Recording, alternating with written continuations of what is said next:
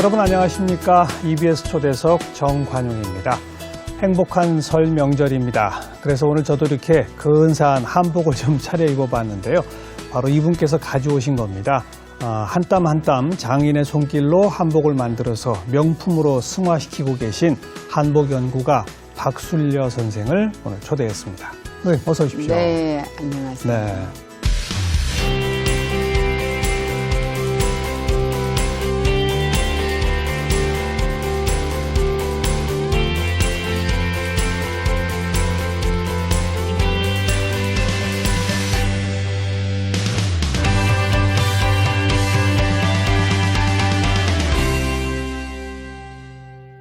이 근사한 한복 저 입으라고 가져오셔서 아주 고맙습니다. 왜냐하면 명절 전후는 뭔가 한복을 왠지 글쎄요. 입어야지 예. 우리가 예. 떡국만으로 한 살 먹는 것보다는 또 한복을 입어주는 것이 많은 시청자분에게 왠지 에너지를 드리는 것 네. 같아서 준비해 왔습니다. 제가 한복에 좀 어울립니까? 그거는 아마 시청자분들이 저뿐이 아니고 시청자분들이 판단해도 최고의 한복 모델이라도 전혀 손색이 없는 네. 그런 멋진 이미지십니다. 지금 선생님 곱게 입고 오신 한복도 손수 만드신 거죠?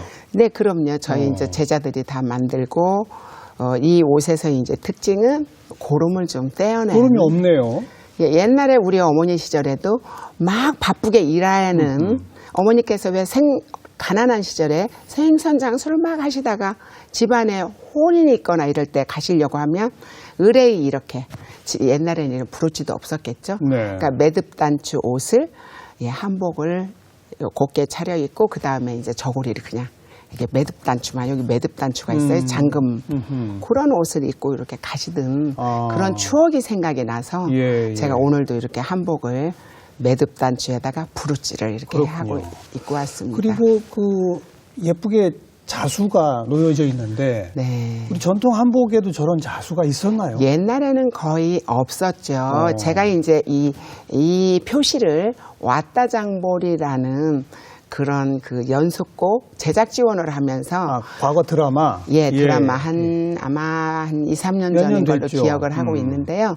그걸 하면서 어떻게 하면 좀 더 많은 분들한테 이 한복을 좀 알릴 것이냐. 물론 아무것도 없이 밋밋하게 만들어도 아름다운 것이 한복이지만 좀 더 왜 제가 체격은 크지만 아기자기한 뭔가가 이렇게 있으면 참 좋겠다라는 생각이 들어서 제가 근사한 포인트입니다. 그래요. 만들기 시작했고요. 사실은 이걸 시작하고 나서 지금 시장을 이렇게 나가보면 아주 그 크고 작은 꽃들이 이제 소위 말하는 이제 벤치마킹인지 모방이랄까 많이들 이렇게 단 거를 제가 볼 수 있는데 한복에 이제 자수를 등장시키신 장본인이시군요. 그리고 지금 그 저고리의 소매 부분도 검정색인데 연두색으로 이렇게 접혀져 있어요. 네. 이것도 선생님께서 만들어내신 새로운 거죠? 제가 이제 옷을 사실은 굉장히 자주 옷을 입게 되다 보니 한복을 입고 음식을 먹을 때 굉장히 불편해지는 거예요. 그래서 막 묻죠. 그래서 좁게 앞뒤길은 좀 길게 그러다 보면은 섭도 넓고 동정도 넓으면서 두꺼워졌어요, 동정도. 베레가 조금 좁히면서 베레를 좁히고 나니까 접어 올릴 때 굉장히 불편해지지 않겠나. 그래서 제가 느끼는 게 이거를 좀 더 개선을 하자. 그래서 좀 튼 부분을 밋밋하게 놓는 것보다 뭔가 액세서리를 좀 달아서 이렇게 놓으면 좋겠다. 그래서 옛날에는 그냥 좀 뭔가 이렇게 좋은 게 있으면 그냥 만들었는데 요즘엔 이런 부분들을 다 이제 특허를 받아놔서 특허까지 해야 될 것 같아요. 왜냐하면 요즘에는 지적재산이라는 것도 하나의 물론이죠. 재산이잖아요. 물론이죠. 그래서 이런 것들이 제 이제 아이디어로 만들어지는 거죠. 그러니까 지금 직접 만들어서 입고 오신 한복 하나에도 여러 가지 전통을 이어받되 새롭게 창작해내신 모습들이 그냥 한눈에 들어옵니다. 바로 그게 한복의 현대화 아니겠어요?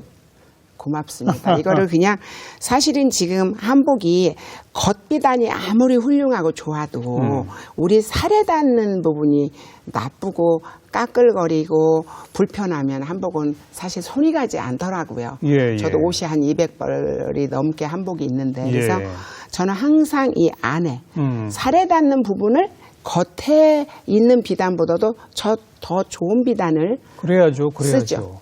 그래서 이렇게 보면 뭔지 밋밋한데 엣지가 있다, 포인트가 있다 이렇게들 말씀해 주십니다.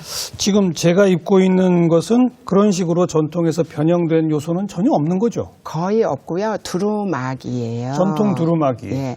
사실은 남녀 옛날에는 지금 이제 교수님처럼 그런 위치에 계신 분은 아마 도포를 입었을 거죠. 예. 그리고 이제 저처럼 이렇게 일상까지 뭔가 촬영을 하러 올 때는 쓰개치마나 장옷을 쓰고 왔든지 이래 쓴 옷들이 머리에 이렇게 쓰는 거. 네, 지금은 이제 뭐 보편화가 돼서 이제 남녀가 같이 입는 두루마, 두루두루 막힌 옷 이래서 두루막 이래서 뭐 조선 후기 그러니까 개화기 때 어차피 우리 서양 코트와 맞먹는 두루마기로 그렇죠. 보편화가 된 거죠. 남성이 입어도 되고 여성이 입어도 되는 그런 보편화된 두루마기가 우리나라 이제 유일한 우리가 실생활에서도 입어도 거슬리지 않고 거치장스럽지 않은 이제 두루마기 지금 교수님께서 입고 계신. 근데 제가 옷입니다. 좀 궁금한 게 보통 이제 여성복은 치마 저고리, 남성복은 바지 저고리, 그 위에 뭐 마고자 뭐 이런 게 있었고 그 위에 입는 게 두루마기 아니겠습니까? 그러면 양복으로 치면 양복 상하이 위에 외출할 때 입는 게 외투잖아요. 그렇죠. 그런 의미에서 두루마기도 외출할 때만 입고 지금처럼 이렇게 실내 스튜디오에서 녹화할 때는 바지 저고리 차림이 정장 아닌가 했는데 두루마기를 입는 게 정장인 겁니까? 네, 그렇죠. 실내에서도? 예를 들어서 이제 우리가 차례를 지낼 때도 안동지방이나 그런 쪽은 지금도 도포를 입으시잖아요. 근데 도포는 전삼이 뒤에 붙어 있고 팔이 굉장히 두리소매라고 해서 넓고 광대하잖아요. 이렇게 쳐지는 거. 그러니까 그거보다는 합리적인 두루마기가 입는 것이 입은 사람도 편하지만 보는 사람도 편안할 거라는 생각을 또 하고 있고요. 사실은 옛날에는 한여름에 한복하면 더울 것 같잖아요. 그렇죠. 한여름에 그 바지 저고리, 못이 바지 저고리 입고도 바기 두루마기를 입었다고 해요. 여름에도? 그러니까 예의를 차리는 곳에서는. 그래서 지금 바지 저고리에다가 서양 조끼를 접목해서 만든 게 조끼거든요. 네네. 그리고 마고자는 대원군께서 유배 갔다 올 때 입고 오셔서 어떻게 변형된 것이 그 마계자가 마고자 이렇게 불리게 된 거라고 해요. 그래서 그것만 입고 예를 들어서 겨울에 이런 밖을 활보하거나 이러면 서양 양복을 입고 겨울날 눈이 팔팔 내리는 겨울날 서양 양복을 입고 그리고 이제 하얀 와이셔츠만 입고 겨울날 이렇게 밖을 활보하는 거와 비슷한 이치다라고 어느 어른께서 꼭 두루마기를 좀 입었으면 좋겠다라고 얘기하신 적이 있어요. 그러니까 실내외를 막론하고 두루마기를 갖추는 예의를 것이 차릴 때는 지금처럼 이제 진행을 하시는데 물론 조끼를 입고 마고자를 입는다고 해서 누군가가 왜 예의를 안 갖췄냐라고 할 그런 사람은 없겠지만 그래도 지금 보는 시청자분들이 굉장히 참 갖춰 입으셨구나라는 느낌을 아마 가질 겁니다. 새로 배웠습니다. 아이고 고맙습니다. 두루마기는 외부에 있다가 실내에 들어오면 벗는 게 아니고 계속 입고 있는 예를 들어 세배를 하거나 이렇게 인사를 할 때까지는 입으시고 너무 더우면 또 합리적으로 벗기도 해야 되겠죠. 네. 한복 언제부터 만드셨어요? 제가 거의 20대 이제 초반부터 계속 한복을 해야 되겠다. 근데 사실은 제가 한복을 해야 되겠다고 생각한 건 20대 초반이 아니고요. 10대 어릴 때 꾼 꿈이에요. 근데 이제 어쩌다 그런 꿈을 꾸시게 된 거예요? 늘 지금도 예나 지금이나 마찬가지인 것 같아요. 어머니 아버지의 생활 하시는 걸 보면서 왜 간접 경험인가요? 우리가 이런 말이 있잖아요. 3살 버릇이 여든 간다 하듯이 3살 때 본 그 어머니의 한복 입은 추억이 제가 지금도 한복을 하게 하는 그런 에너지가 되는 거라는 생각을 해요. 어머니와 아버님이 계속 한복을 입고 계셨어요? 어리셨을 때? 사실은 저희는 어릴 때 굉장히 어릴 때는 아주 3살, 4살, 5살 이럴 땐 유복했고요. 진짜 쌀가마니가 높이 쌓여 있는 게 제가 기억이 나요. 근데 예를 들어 한 6, 7살부터 시작해서 한 10살 넘어갈 때부터 이제 기울기 시작했어요. 가세가 기울었군요. 예, 아버지께서 옛날에는 지금은 이제 오락실이 있다면 옛날에 아버지 시절은 노름이라는 그 오락이 있었잖아요. 예, 예. 그래서 굉장히 많이 기울어져서 가산을 탕진하셨군. 그러나 어머니께서 항상 어디를 가실 때는 한복을 입는. 그러니까 생선을 그때는 유일하게 할 수 있는 그 장사가 생선 장수가 쉬웠대요. 예, 왜냐하면 예. 다라만 하나 이면 그냥 예, 영업이 됐으니까. 예. 근데 이렇게 어머니께서 생선을 막 파시다가 어린 아이 동생도 이제 등에 업고 막 오셔서 애는 마루에 내려놓고 그러고는 이렇게 옷을 한복으로 갈아입으시고 아까도 말씀드렸지만 이렇게 부르지 있는 그런 호화로운 건 아니지만 매듭 단추 있는 거를 빨리 갈아입으시고 그리고 친척 행사에 늘 가셨던. 네, 그러니까 네. 뭐 예를 들어서 생신잔치만 한다. 생일만 누구 초대한다 그러면 한복을 자주 입으셨어요. 그 모습을 보고 한복을 해야 되겠다라는 너무 꿈을 예쁘다. 꿨죠. 한복이 예쁘다. 예, 그래서 시작을 본격적으로 한 건 이제 20대 네. 예, 했습니다. 시작을 했죠. 그 이리자 선생님한테 사사하셨죠? 네. 뭐 막무가내로 찾아가셨다고요? 한 3번 찾아갔죠. 네, 요즘에 젊은이나 학생들은 한 번 찾아가고 저 핸드폰으로 문자가 오고 그리고 뭐 전화 한 통해서 저희가 사람을 뽑지 않습니다 그러면 포기하잖아요. 그렇죠. 근데 그때는 핸드폰도 없었고 정말 선생님을 찾아뵀죠. 예, 청주에서도 취직할 기회가 많았지만 그래도 저희 어머니가 늘 하시던 말씀이 있어요. 범을 잡으려면 범들이 사는 곳을 들어가야 되고 소굴로 들어가라. 소굴로. 그리고 네가 정말 그렇게 목적이 있으면 큰 데 가서 한복을 배워야 된다라고 하셔서 그러니까 그래서 이제 이리단 선생님 댁을 계속 찾아간 거죠. 말씀하신 것처럼 네. 청주에서 일단 한복 짓는 법을 조금 일단 배우긴 배우신 거예요? 아니 전혀 안 배우시고? 그 서울에 그 학원도 서울에 있는 학원을 계속 계속해서 한 2년 서울에 있는 학원 예. 다니시고 그래서 미싱을 이제 선생님이 이제 거절하면 또 서울에 있는 학원 가서 또 한 몇 개월 또 한복을 배우고 하면서 집요하게 선생님을 이제 네. 찾아뵀더니 나중에 오라고. 그래서 우리나라 한복 그 이리자 선생이 1세대, 우리 박수 선생님이 2세대 이렇게 되는 거 아니겠습니까? 그렇게 되겠죠. 예. 몇 년 배우셨어요, 그래? 거기서 이제 7년.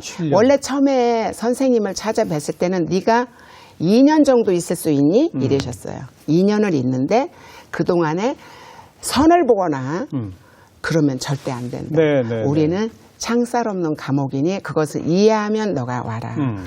그래서 이제 3번째 갔을 때 취직을 하게 된 거죠. 그래서 열심히 처음엔 했죠. 2년이었는데 어떻게 예, 그래서 7년이 이제 2년을 있다 보니까 제가 굉장히 꼼꼼하다고 그러셨어요. 제가 스스로 느끼기도 근데 뭐 하다못해 치마를 만들다 보니까 2년이 후딱 가는 거예요. 그래서 한 4년 만들다 보니까 치마 이제 마스터를 하게 되고 이것저것 하면서 그래도 이제 어머니는 빨리 이제 그만 배우고 나오너라 하시는데 제가 느끼기에 제가 또 겁이 많아요. 아직 멀었다. 혹시 한복숍을 운영하다가 네. 실패를 하게 되면 그러면 바느질 품이라도 팔아야 되겠다는 생각에 그냥 열심히 참고 또 좋은 스승님을 만났으니까 기다렸고 7년을 있고 남았는데 그럴 때 그걸 제가 거기를 끝까지 7년을 마무리할 수 있었던 그 이유가 있어요. 뭡니까? 거기 아기를 가지고 있는 아들을 한 명 가지고 있는 엄마가 아이를 데리고 바느질을 배우는데 너무 힘든 거예요. 그 모습을 안타까워 옆에서 보기에. 네. 그래서 그걸 보면서 나는 결혼도 안 했고 혼자니까 좀 더 열심히 해야 되겠다. 아이가 뭐 기다리는 아이도 없고 결혼하고 그래서 아이 낳고 이러면은 못 배운다. 전혀 때가 있다. 그렇군요. 그래서 제가 열심히 참아요. 그건 정말 직접 손으로 한 땀 한 땀 할 수밖에 없는 겁니까? 그럼요. 이게 기계나 자동화식으로는 못 하는 겁니까, 한복은? 미싱의 도움을 받지만 결론은 사람이 맺어야죠. 손이에요. 미싱으로 박아도 그 조글조글 우는 부분을 다 다리미로 펴주지 않으면 이 비단의 특성상 펴지질 않아요. 네, 스팀으로 다린다고 해서 억지로 다린다고 해서 되지 않는 게 한복 바느질이에요. 그래서 절대 자동화는 힘들다. 예, 안 그랬으면 벌써 대기업에서 벌써 진출했겠죠. 네. 그럼요. 대기업이 얼마나 사람도 있고 있잖아요. 인프라도 있으니까. 예. 근데 한복이기 때문에 안 되는 거 같아요. 그분들도. 네. 지금 뭐 벌써 오래전부터 제자들도 양성하고 계신데 한복 짓는 법을 처음부터까지 제대로 배우려면 정말 한 7년쯤 걸립니까? 원래는 제가 7년을 있다 나왔는데요. 이게 어떤 남성분들이 이렇게 치수를 재러 오셨어요. 한복을 맞추러 오셨는데 너무 당황스러운 거예요. 그래서 제가 느낀 게 이 기능은 10년이다라는 걸 느꼈지만 10년까지 기다리기에는 너무 길어서 요즘에 이제 7년이라고. 예. 그렇게 해서 7년 정도는 어떤 기술이든 7년은 배워야 된다. 네, 예, 뭔가를 7년 배우고 나왔는데도 알 듯 말 듯. 그러니까 막 치수를 재다 울었다니까요, 제가. 이렇게 체격이 크고 이래도.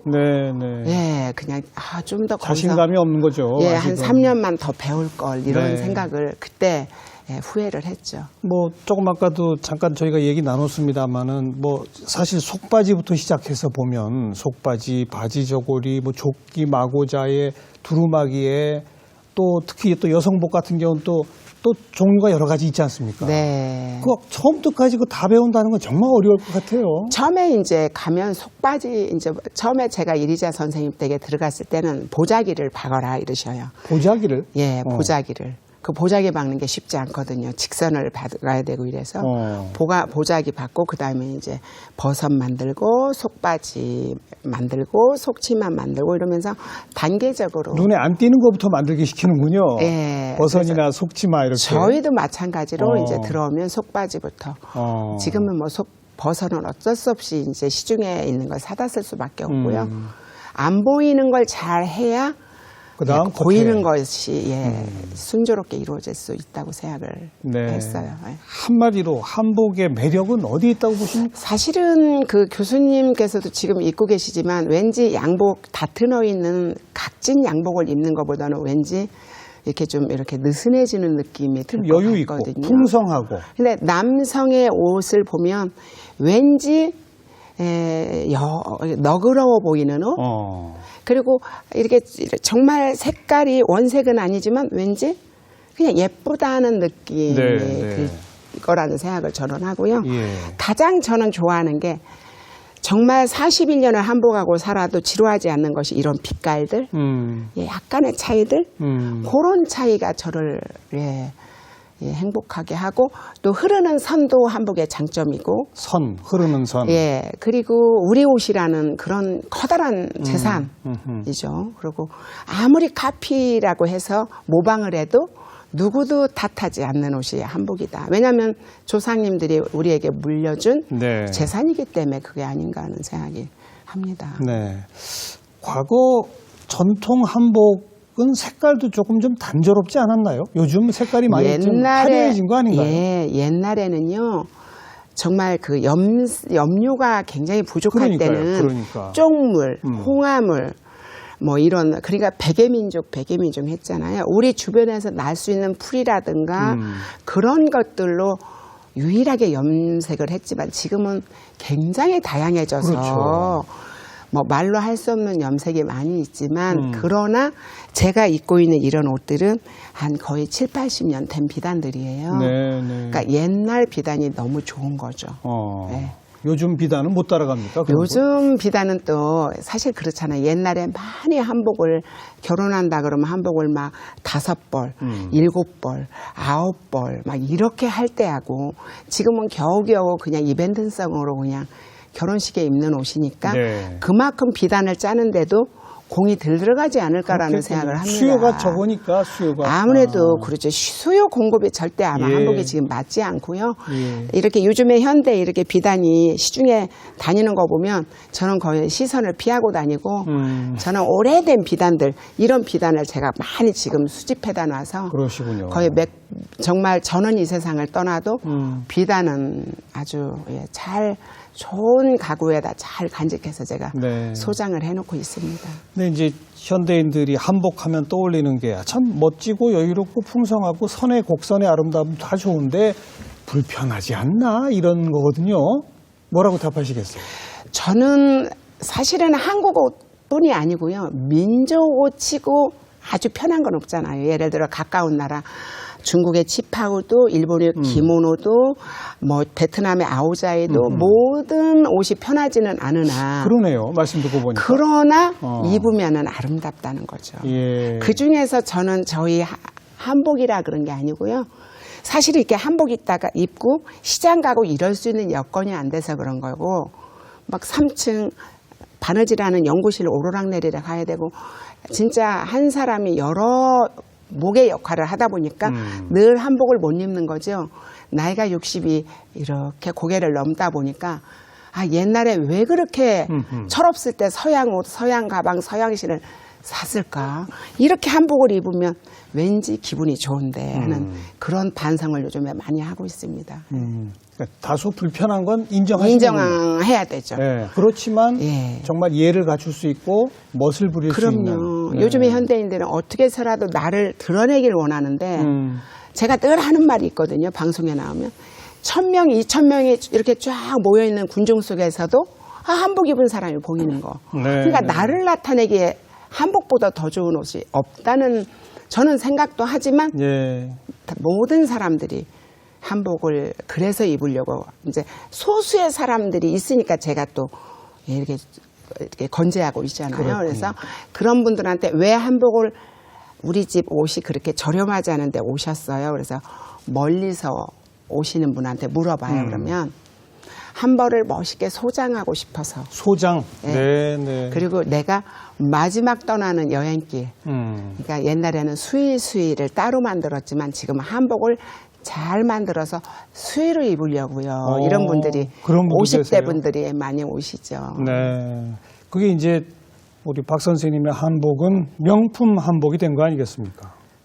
왜냐하면 너도 나도 그냥 형태만 한복인 한복은 만드는 분이 많으시잖아요. 네. 그러니까 그래도 제대로 한복 한 벌을 좀 소장하고 싶다, 갖추고 싶다 하는 분들이 어디 갈 곳이 없으면 안 될 것 같아서 예. 좋은 비단을 항상 가지고 기다려야 된다고 생각을 합니다.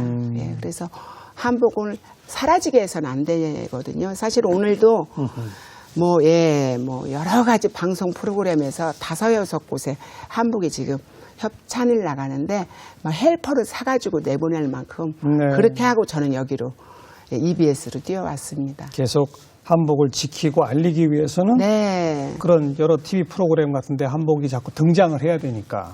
안 하면은 잊혀지죠. 예를 들어 잊혀지니까요. 네. 예, 옛날에 일례로 정말 그 보증금 1억에 한 달에 지금부터 20년 전 얘기예요. 700만 원씩 월세를 내가면서도 거기에 한복을 비치해 놓고 그리고 한복을 늘 빌려줬죠. 그러니까 많은 방송인들한테.